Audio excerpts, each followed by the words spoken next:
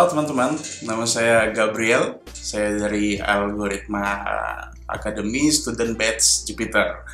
Oke, background saya nih teknik informatika, cuman nggak tahu kenapa senang aja gitu dengan analisis. Makanya nih saya ngikut di Algoritma nih. Nah, di Algoritma ini saya udah ngerjain project DCD saya. Nah, ini terkait dengan RFM analysis dan product personalization. Oke, jadi ini di patch home pertama nih. Saya tuh sebenarnya berangkat dari masalah sebenarnya saya tuh pencinta belanja online lah, mungkin bisa dibilang gitu. Jadi dari tahun 2017 saya tuh aktif belanja online menggunakan aplikasi-aplikasi e-commerce atau dari Instagram dan lainnya gitu. Yang cuman saya punya masalah ketika saya berbelan dapat promosinya itu nggak tahu kenapa atas barang-barang yang saya nggak sesuai, saya nggak suka. Hasilnya itu adalah ya udah promosi itu saya abaikan. Nah, berangkat dari situ saya buatlah case ini. Di sini bisa dilihat kalau persentasi pertumbuhan e-commerce bisnis di Indonesia itu terus meningkat. Ini datanya dari BPS nih, tahun 2019 aja 25% yang meningkat. Artinya apa? Kemungkinan untuk possibility si customer ini churn itu makin tinggi. Selain itu juga kita tuh makin susah gitu dapetin customer baru. Nah, dari situ saya proyeksikan nih gunain data online retail di UK. Teman-teman bisa ngelihat di sini dari data total sales, total transaksi, dan total customer sama total pertumbuhan customer. Nah, kalau kita lihat data-datanya nih cenderung menaik dari data penjualan, data transaksi, dan total customer-nya nih. Cuman anehnya total pertumbuhan customer barunya menurun. Ini kan mengindikasikan ya kalau misalkan customer kita tuh ada yang sering belanja, terus ada yang spend money-nya lebih gitu. Nah, berarti kita masalahnya itu bukan lagi gimana sih cara ngedapetin customer baru, tapi lebih ke optimalin customer yang udah ada. Gimana caranya? Nah, salah satu tekniknya untuk mengetahui customer purchase behavior tuh pakai RFM analysis. Nih dia. RFM analysis tuh terbagi menjadi resensi, frekuensi, dan monetary. Nah, resensi itu kapan sih customer ini terakhir kali belanja, terus frekuensi itu berapa kali dilakukan transaksi, sama monetary itu berapa jumlah yang di spending. Di sini saya pertama tuh mensegmentasikan dari segi resensi dulu dan membagi menjadi ke 4 segmen. Segmen aktif itu customer yang resensinya itu 30 hari ke bawah. Segmen warm itu yang dari 30 sampai 90 hari, terus segmen cold 90 sampai 180 hari, sama segmen inaktif atau yang mungkin bisa kita bilang customernya udah nggak ada transaksi lagi nih. Itu dari 180 hari ke atas. Dari situ saya juga mensegmentasikan value customer jadi ini berdasarkan frekuensi sama monetary-nya. Di sini bisa dilihat saya bagi menjadi 4 segmen. Segmen low value customer, segmen medium value, high value, dan special value. Kalau teman-teman lihat ini, nah ini special value, bisa diklik di sini. Nah, ini kelihatan sekali penyebaran datanya ketika segmen special value nggak ada, yang langsung begini nih bentuknya nih. Nah, dari situ kita summary-in seperti ini dia jadinya. Nah, di sini ada total customer ini, total penyebaran setiap customer di masing-masing segmen. Terus yang di bawahnya total monetary per resensi segmen. Yang selanjutnya di sebelah kanan itu total monetary per value segmen. Nah, masalahnya di sini adalah kalau kita lihat 70% penghasilan itu ada di aktif segmen. Jadi yang jadi masalah 11 bulan pertama itu perusahaan ngapain? Kan seperti itu. Berarti harus ada evaluasi lagi nih untuk kegiatan 11 bulan pertama. Kok penghasilan cuma di 70% penghasilan hanya dihasilkan 1 bulan terakhir? Seperti itu.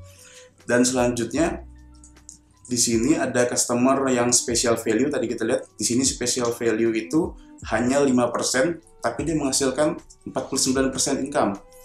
Terus yang high value 15%, medium value 20%, low value 15%. Padahal jumlah customer di segmen low value ini ada 65%. 65% cuma ngasilin 15% income. Makanya itu perlu kita koreksi lagi. Nah, di bagian sebelah sini, ini distribusi penyebarannya dari masing-masing segmen, baik dari resensi dan value-nya sendiri.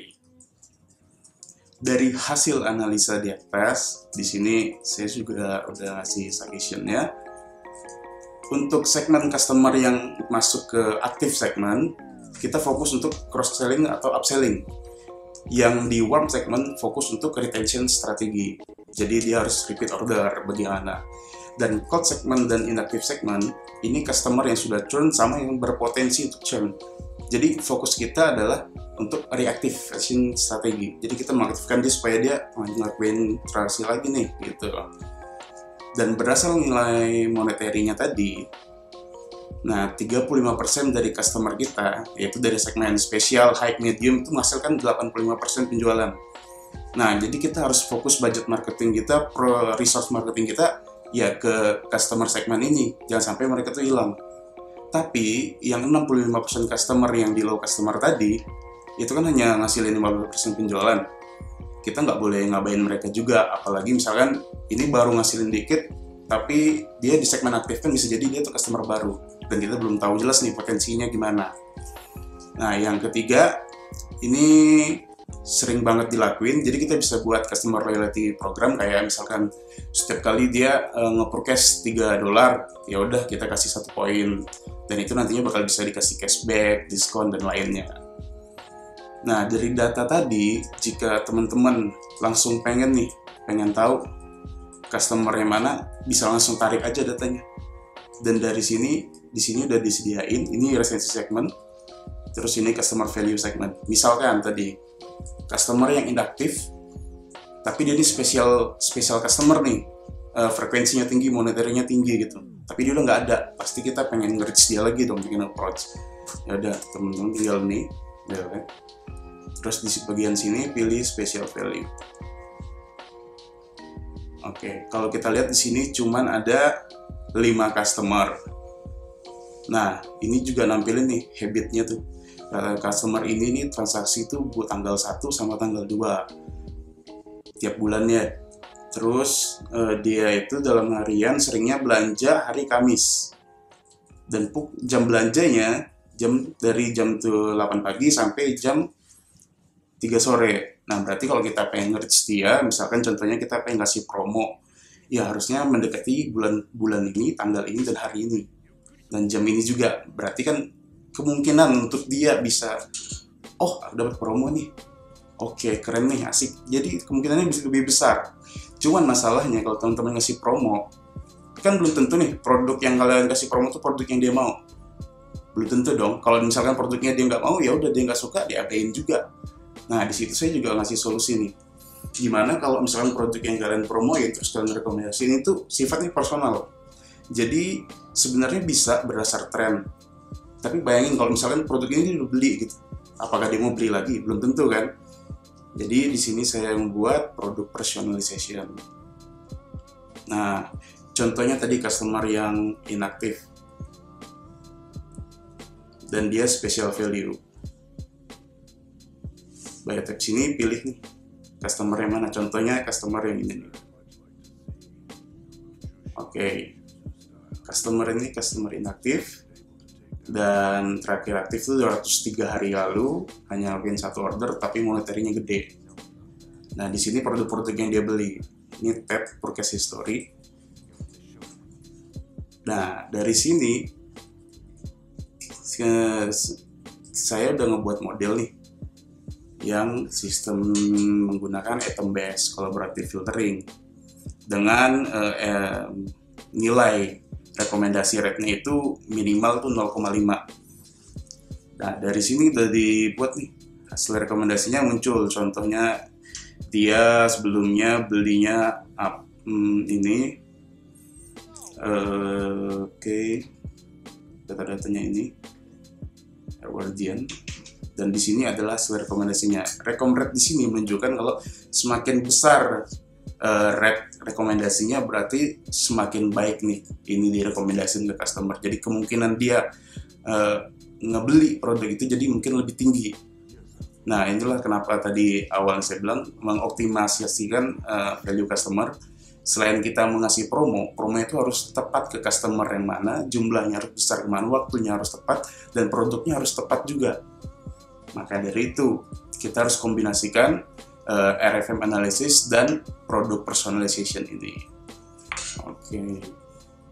Oke teman-teman, tadi itu semua project dari DCD algoritma Batch Jupiter saya. Nah, ini algoritma dan semua analisis serta machine learning di sini bisa digunakan di mana aja sih gitu. RFM analysis sendiri itu bisa digunakan terutama di marketing, industri apapun bisa, selama itu ada customer, produk, dan transaksinya. Sedangkan sistem rekomendasi sendiri itu bisa kayak rekomendasi film, rekomendasi cerita lucu, atau mungkin yang sekarang paling banyak itu rekomendasi pekerjaan. Kalau teman-teman ngelihat misalkan rekomendasi, misalkan teman-teman backgroundnya apa, habis itu pengen ngasih rekomendasi ini pekerjaan apa sesuai, nah bisa tuh pakai algoritma itu. Sekian dari saya, terima kasih.